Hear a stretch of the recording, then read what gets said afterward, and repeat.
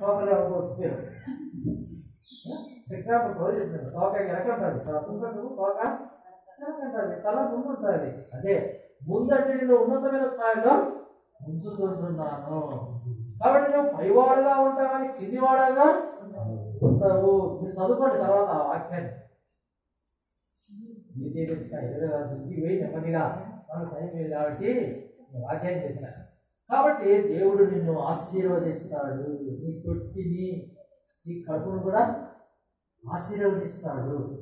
కాబట్టి దేవుడు నీతిమంతులను ఆకలి వల్ల దేవుడు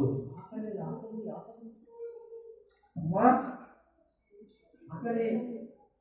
కాబట్టి దేవుడు నీతిమంతులు ఆకలి వల్లేవాడు. ఎందుకు ఆకలి? ఆకలి అయినను ఆకలి లేని వారుగా వారు సహించుకుని.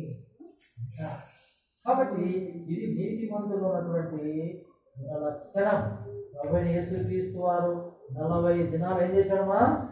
ఉపవాస ప్రార్థన అన్నాడు. ఒక్కరోజు ఉపవాస ప్రార్థన, శుక్రవారం ఉపవాస ప్రార్థన. ఏమా తినకపోతే ఏమైతుంది? దేశం వస్తుంది, దేశం వస్తుంది, పడిపోతాం.